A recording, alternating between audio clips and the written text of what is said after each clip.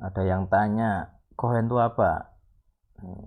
Kohen itu kalau dalam bahasa Kristen mainstream ya, imam ya. Cuman kemarin kalau ngikuti sesi tentang kohen, saya bahas perbedaan kohen dan imam ya. Jadi kata imam di kamus Arab itu tidak cocok dengan eh, kata kohen ya, karena nggak ada unsur kata mediatornya. Jadi kata imam itu hanya bermakna pemimpin agama. Nah, makanya di agama sebelah imam ini, imam itu, imam ini, imam itu. Artinya dia pemimpin, bukan mediator. Jadi beda. Makanya di Al-Sadik ini saya usahakan kita menggunakan makna aslinya, tidak menggunakan terjemahan-terjemahan yang melese gitu ya, nggak cocok. Sama seperti tadi, kalau diterjemahkan Adonis coba diterjemahkan Tuhan semesta alam, apa itu semesta? Apa itu alam? Itu orang kalau orang sekilas baca Tuhan semesta alam hanya memahami oh Tuhan penguasa alam gitu toh, nggak tahu makna sebanya, nggak ada, tentaranya nggak ada. Oke, ada pertanyaan, apa syarat supaya bisa ikut sidang, apakah ada kriteria tertentu?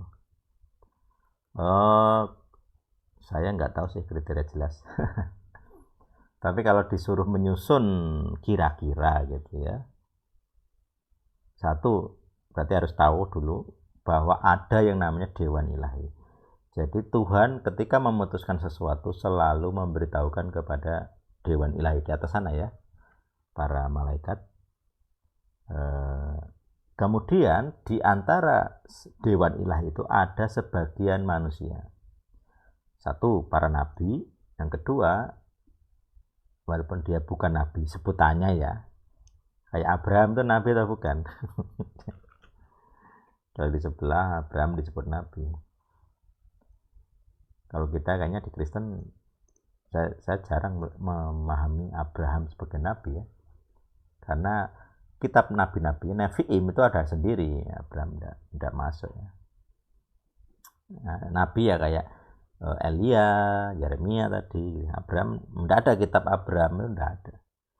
Jadi nabi-nabi itu hanya ada setelah bangsa Israel berdiri, bukan leluhurnya. Ibrahim itu bukan nabi, nabi pertama bukan bukan Adam, bukan Abraham. Tuh. Jadi pertanyaannya adalah apakah kita akan seperti Abraham? Nah, kalau kita lihat kriteria tertentu, Abraham itu orang beriman, bapak orang beriman. Apakah kita bapak orang beriman ataukah kita orang beriman? Saya nggak tahu juga ini ya, definisi yang bisa kita pakai gitu. Selayaknyakah kita menyandang itu ya. Cuman dari pengalaman saya dan beberapa teman di El Sadik juga tidak harus dengan gelar itu pun ada. Jadi ada domain-domain di mana kita akan punya wewenang.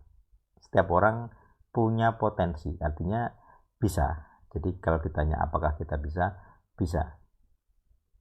Kemudian tandanya apa atau kriterianya apa? Sesuai legal ground yang kita terima dari Tuhan gitu. Kalau kamu seorang ayah, kamu kohen bagi anak-anakmu. Kamu mediator di hadapan Tuhan bagi anak-anakmu. Jadi kalau anakmu yang salah, kamu harus mengakui sebagai salahmu. Kita manusia yang salah, Yesus mengakui sebagai kesalahannya, dihukum mati dia. Sama, anakmu yang salah, kamu yang dihukum. Nah, itu kohen. Kalau dia kohen, dia adalah fondasi dari anak-anaknya. Gitu. Maka dia bisa menjadi anggota ini dengan batasan ya, dengan batasan kekuasaan adalah anak-anakmu.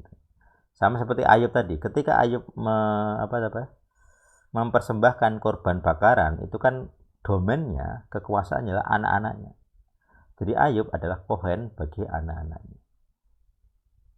Cuman dalam nasibnya dia sendiri, dia tidak punya wewenang. Nah, dia punya wewenang atas anak-anaknya, tapi dia tidak punya wewenang atas dirinya sendiri. Jadi menjadi kohen atas diri sendiri itu Ayub tidak bisa. Nah, Ini juga nanti mungkin akan diterapkan kalau dalam pelayanan ya. Kalau di El Sadik pelepasan kan ada beberapa yang bisa mendoakan diri sendiri ya. Tapi banyak dan mayoritas orang itu nggak bisa. Jadi harus ada mediatornya, ada pendoanya.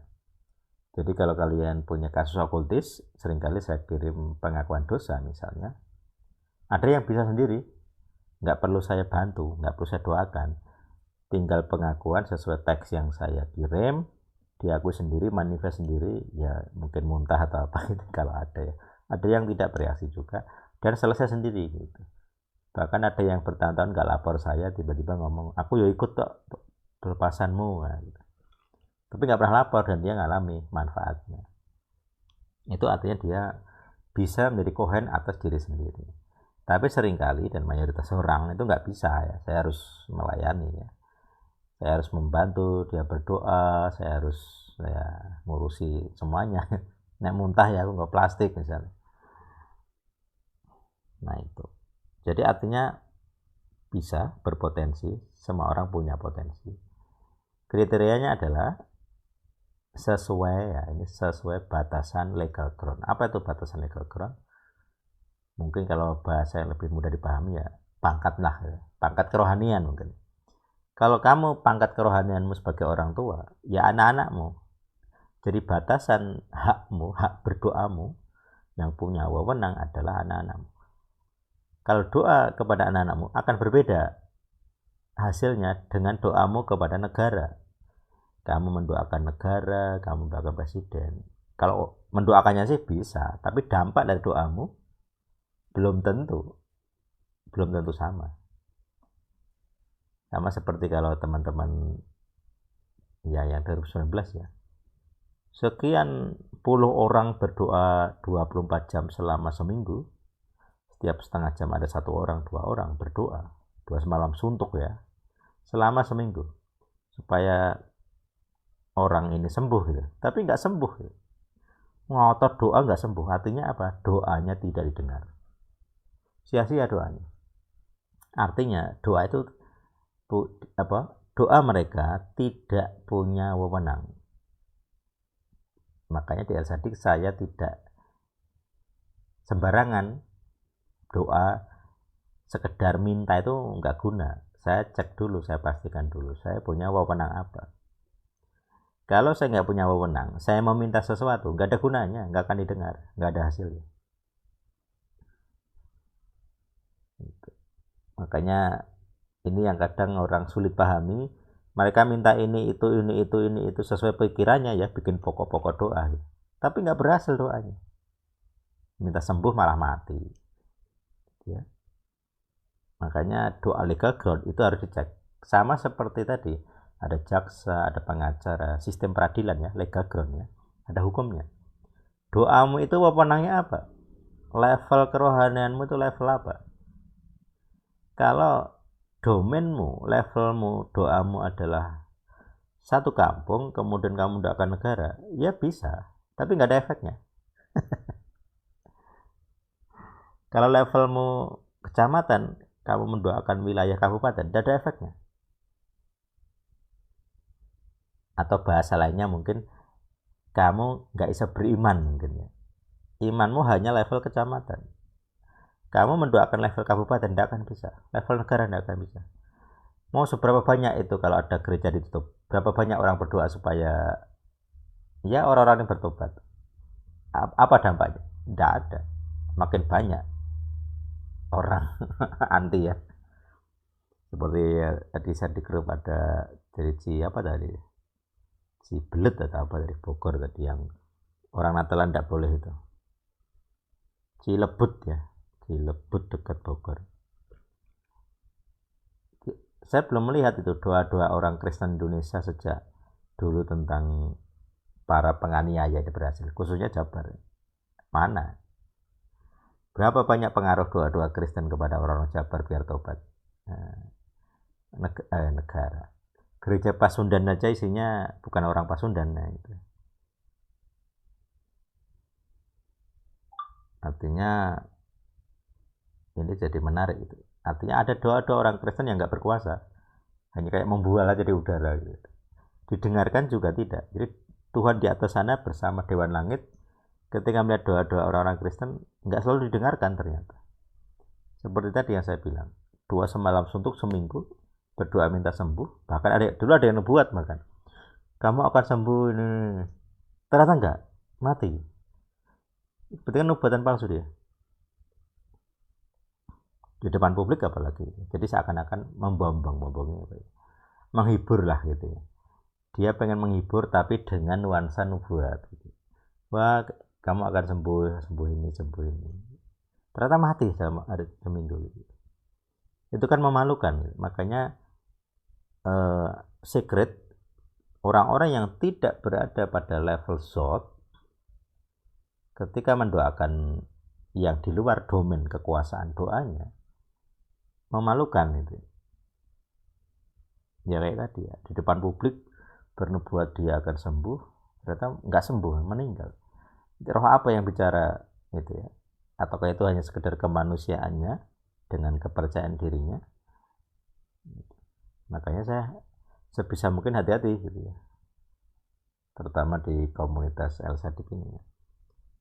Kalau saya ngomong pasti ada backgroundnya ya. Kecuali itu pengilhaman ya, kadang kan saya juga nggak paham apa yang saya omongkan, tapi begitu terjadi baru saya paham, oh ini maksudnya. Tapi sebisa mungkin dicek dulu saya ngomong itu otoritas saya apa.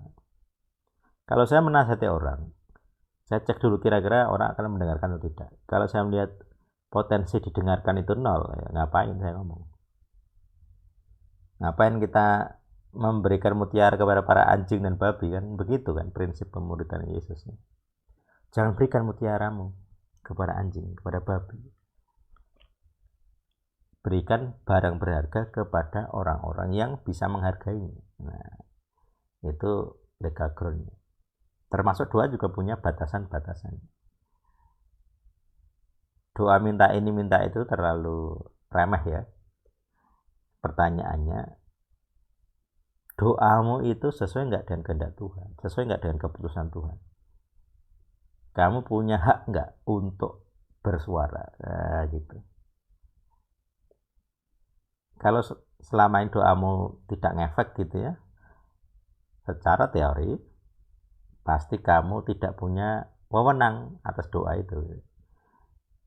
Doa minta harta, misal kamu berkebutuhan gitu, ada yang minta anak gitu, ada yang minta pasangan dan sebagainya. Jadi ada batasan-batasan yang tidak bisa dilanggar intinya begitu. Jadi kalau kita berdoa kemudian kita tidak punya wewenang atas doa itu, sia-sia doa itu. Kita ngomong tapi Dewan Langit di atas sana mengabaikan. Jadi proposalmu masuk didengarkan tapi diabaikan. Ditolak lah gitu ya. Minta ini minta itu. Makanya kalau nyusun pokok doa itu hati-hati ya. Ini pengetahuan manusiawi atau ada legal groundnya, ada hukumnya, ada dasar hukumnya. Jadi misal saya berdoa kepada Tuhan, saya cek dulu legal ground saya apa. Saya orang percaya. Apa? Kenapa itu boleh? Karena saya punya jalan satu-satunya kepada Bapa. Nah, itu legal ground, hukum. Doa yang didengarkan adalah orang yang mengikuti jalan lurus ya, jalan Tuhan. Makanya nama sekte Kristen itu aslinya bukan Kristen, itu nama kedua. Nama pertama adalah Jalan Adonai, Jalan Yahuwah, itu nama asli ya di kitab para rasul. Sebelum nama Kristen itu Kristen itu kan nama Yunani ya, nama aslinya adalah di para rasul adalah pengikut jalan Tuhan. Tuhan di situ huruf besar ya, Jalan Adonai.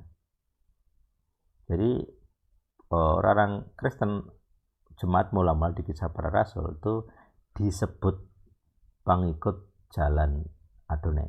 Nah, kenapa? Karena Yesus bilang, akulah jalan. Makanya sebutan mereknya dari sekte pecahan dari Rabin ini adalah sekte jalan, jalan Tuhan, jalan Adonai. Tuhannya ini Adonai ya, bukan Tuhan yang lain, bukan Allah ya. Jadi harus hati-hati kalau menerjemahkan. Nah, makanya Kenapa seperti itu? Kalau saya seorangnya pengikut jalan Tuhan, jalan Adonai, maka saya berhak berdoa. Itu satu. Itu yang paling awal ya. Kalau tidak ada itu udah tidak bisa.